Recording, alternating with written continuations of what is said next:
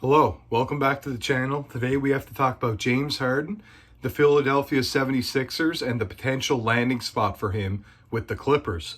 So there have been rumors made that the Clippers are now trying to get some more draft capital for the Philadelphia 76ers in order to obtain James Harden in a trade.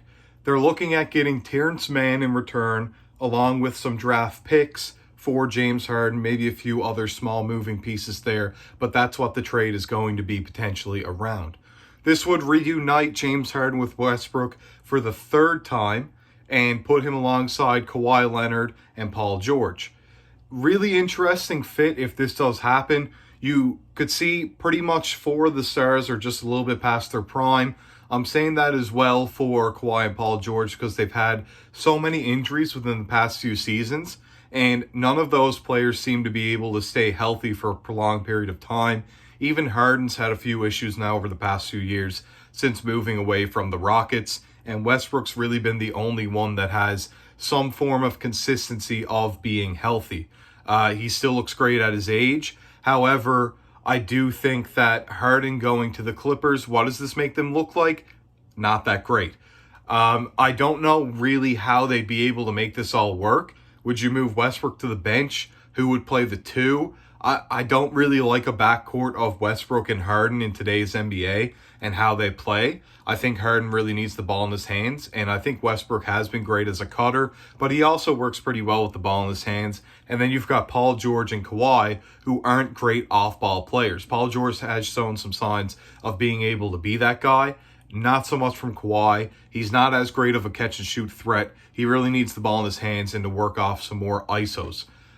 They also have Zubac as the center, and I don't really like Zubac in a pick and roll with Harden, who likes to have some more athletic guys and guys that can roll to the rim that he can throw lobs to. Zubac is not the guy to get off the floor very well and go grab those passes. However, the screens could be a little tough to get around where he's such a big body.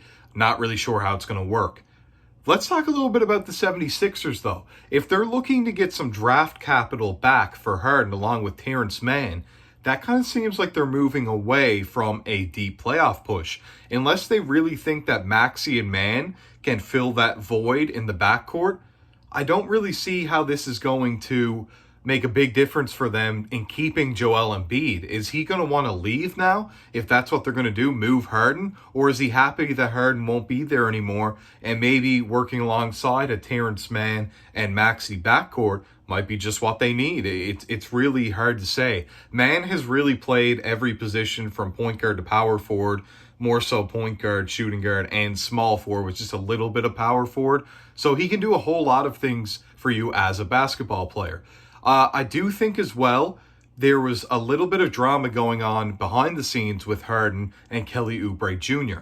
So Kelly Oubre Jr. has actually married Harden's ex and former lover, and that was seen as something that we didn't think that was going to go very well. Harden had the issues with Daryl Morey, and now he has the issues with Kelly Oubre Jr., and Philadelphia just isn't a place where I think he's going to thrive and he's going to perform at a top level because the behind-the-scenes aspects are just really not in his favor. Will Philly take on this trade? Will they take some draft capital? Will they be fine with Terrence Mann? And is that going to be enough for Joel Embiid to want to stay, or are they going to have to flip the switch now and go in full rebuild mode?